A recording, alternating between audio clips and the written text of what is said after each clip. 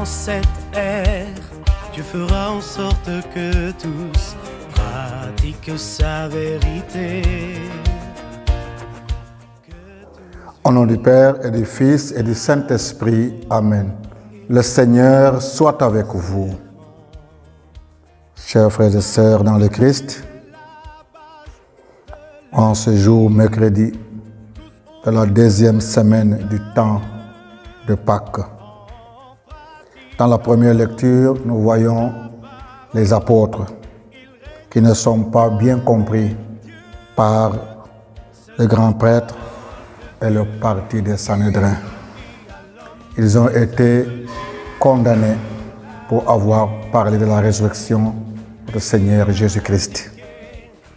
Dans l'évangile qu'on va écouter bientôt, c'est l'entretien entre Jésus et Nicodème.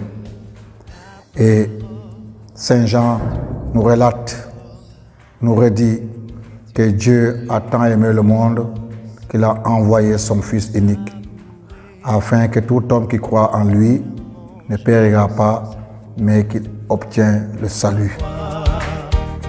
Lecture du livre des Actes des Apôtres. En ce jour-là, intervint le grand prêtre, ainsi que tout son entourage, c'est-à-dire le groupe des Sadducéens, qui était rempli d'une ardeur jalouse pour la loi. Ils mirent la main sur les apôtres et les placèrent publiquement sous bonne garde. Mais pendant la nuit, l'ange du Seigneur ouvrit les portes de la prison et les fit sortir.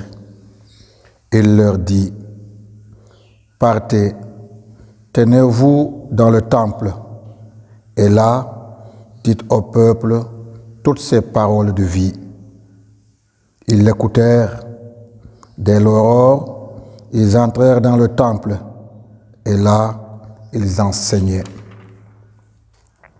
Alors arriva le grand prêtre, aussi que son entourage. Ils convoquèrent le Conseil suprême, toute l'assemblée des anciens d'Israël, et ils envoyèrent chercher les apôtres dans leur cachot. En arrivant, les gardes ne les trouvèrent pas à la prison. Ils revinrent donc annoncer: nous avons trouvé le cachot parfaitement verrouillé et les gardes en fonction devant les portes. Mais quand nous avons ouvert, nous n'avons trouvé personne à l'intérieur. Ayant entendu ces rapports, le commandant du temple et les grands prêtres, tout perplexes, se demandaient ce qu'il adviendrait de cette affaire. Là-dessus, quelqu'un vint leur annoncer: les hommes que vous aviez mis en prison, voilà qui se tiennent dans le temple en enseignant le peuple. Alors, le commandement partit avec son escorte pour les ramener, mais sans violence, parce qu'ils avaient peur d'être lapidés par le peuple. Parole du Seigneur Tout-Puissant. Nous rendons grâce à Dieu. Un pauvre cri, le Seigneur entend. Je bénirai le Seigneur en tout temps, sa louange sans cesse à mes lèvres. Je me glorifierai dans le Seigneur, que les pauvres m'entendent et soient en fête. Magnifiez avec moi le Seigneur, exaltons tous ensemble son nom. Je cherche le Seigneur, il me répond, de toutes mes frayeurs, il me délivre. Qui regarde vers lui resplendira, sans homme ni trouble au visage. Un pauvre cri, le Seigneur entend, il le sauve de toutes ses angoisses. L'ange du Seigneur campe à l'alentour pour libérer ceux qui le craignent. Goûtez et voyez, le Seigneur est bon. Heureux qui trouve en lui son refuge. Allé, alléluia, alléluia, alléluia.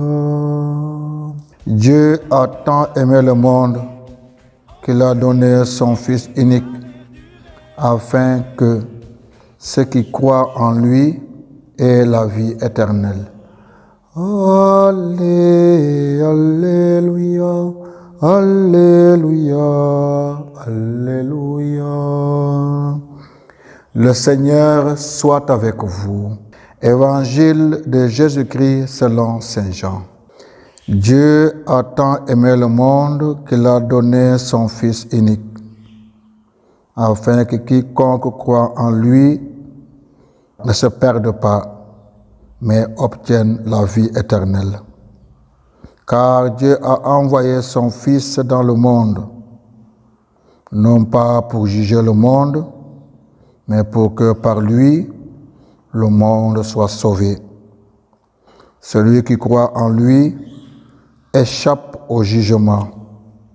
Celui qui ne croit pas est déjà jugé, du fait qu'il n'a pas cru au nom du Fils unique de Dieu. Et le jugement, le voici. La lumière est venue dans le monde, et les hommes ont préféré les ténèbres à la lumière, parce que leurs œuvres étaient mauvaises. Celui qui fait le mal déteste la lumière. Il ne vient pas à la lumière, de peur que ses œuvres ne soient dénoncées. Mais celui qui fait la vérité vient à la lumière pour que le soit manifeste, que ses œuvres ont été accomplies en union avec Dieu. Acclamons la parole du Seigneur. Louange à toi, Seigneur Jésus.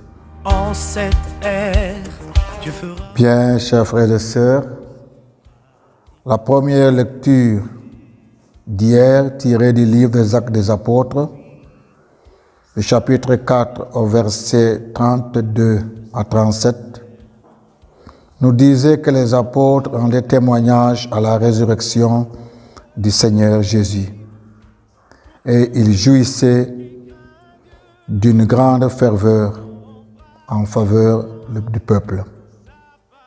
Aujourd'hui, la première lecture commence par nous dire: le grand prêtre intervient avec tous ceux de son entourage, le parti des Sadducéens. Le grand prêtre et le parti des Sadducéens faisaient partie de ceux qui avaient condamné Jésus à mort. Mais pourquoi? Parce que Jésus se disait fils de Dieu. Et cela était un blasphème pour le grand prêtre. Jésus parlait de la résurrection des morts et les Sadducéens, qui étaient influents dans le Sanhédrin, ne croyaient pas à la résurrection des morts. C'est pourquoi les apôtres qui annonçaient la résurrection de Jésus-Christ étaient mal vus par le grand prêtre et le parti des Sadducéens.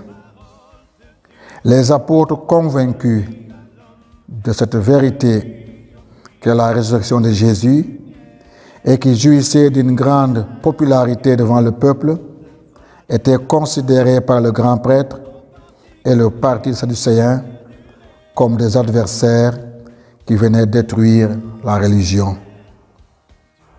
Ils firent arrêter les apôtres et les firent jeter dans la prison. Rappelons-nous de ce que Jésus avait dit à ses apôtres: ils vous mettront en prison, pensant vouloir faire du bien ou plaire à Dieu. Voilà ce qui est arrivé aux apôtres et ce qui arrive encore à plusieurs fidèles dans le monde entier. Mais comme les apôtres, nous ne devons pas nous arrêter pour annoncer que Jésus est Fils de Dieu. Désormais, rien ne pourra arrêter les apôtres de témoigner de la résurrection du Seigneur, et le Seigneur veillera toujours sur eux. Ce petit troupeau, composé de 11 apôtres, sera le levain dans la pâte. Il sera aussi cette lumière qui éclairera tout le peuple. Comme disait le psalmiste, l'ange du Seigneur campe aux alentours pour les libérer de la mort.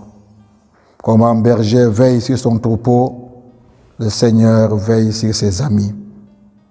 L'ange du Seigneur ouvrit les portes de la prison et après les avoir conduits dehors, il leur dit: allez annoncer hardiment au peuple dans le temple toutes ces paroles de vie.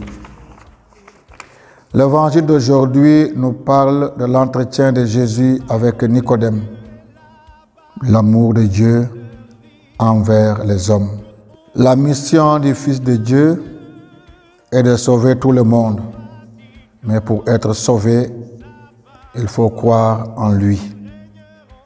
Car Dieu a envoyé son Fils dans le monde, non pour condamner le monde, mais pour que par lui, le monde soit sauvé. Dieu ne condamne pas, mais c'est l'homme qui se condamne en refusant de croire en Dieu, en s'éloignant de Dieu. Quand l'homme veut bâtir sa vie sans Dieu, alors il se perd, il se condamne. Celui qui croit en lui échappe au jugement. Celui qui ne veut pas croire est déjà condamné parce qu'il n'a pas cru au nom du Fils unique de Dieu. Dieu nous a créés sans notre volonté, mais il ne nous sauvera pas sans nous, car il respecte notre liberté. Dieu donne à chacun la chance d'être sauvé par le moyen de sa grâce qu'il met dans le cœur de tout homme. Mais il faut que cette grâce soit accueillie et qu'elle trouve un terrain favorable. Et le jugement le voici. Quand la lumière est venue dans le monde, les hommes ont préféré les ténèbres à la lumière. La lumière, c'est Jésus. Rappelons-nous de ces paroles. Je suis la lumière du monde. Celui qui me suit ne marchera pas dans les ténèbres, mais il aura la lumière de la vie. Suivre le Christ, c'est rejeter les ténèbres, c'est choisir la vie. Ceci grâce à sa parole. Chers frères et sœurs dans la foi, amis croyants, le pape François exhorte à la communion spirituelle en cette période difficile liée à la pandémie du coronavirus qui a provoqué la suspension des messes un peu partout pour éviter toute contagion. Prions avec lui. À tes pieds, ô mon Jésus, je me prosterne et je t'offre le repentir de mon cœur, contrit, qui s'abandonne dans son néant et en ta sainte présence. Je t'adore dans le sacrement de ton amour. Je désire te recevoir dans la pauvre demeure que mon cœur te propose. Dans l'attente du bonheur, de la communion sacramentelle, je veux te posséder en esprit. Viens à moi, ô mon Jésus, que je vienne à toi. Que ton amour enflamme tout mon être pour la vie et pour la mort. Je crois en toi, j'espère en toi, je t'aime, ainsi soit-il. Le Seigneur soit avec vous et que Dieu Tout-Puissant vous bénisse, le Père, le Fils et le Saint-Esprit. Demeurez dans la paix du Christ. Donne vie à l'homme, elle seule peut lui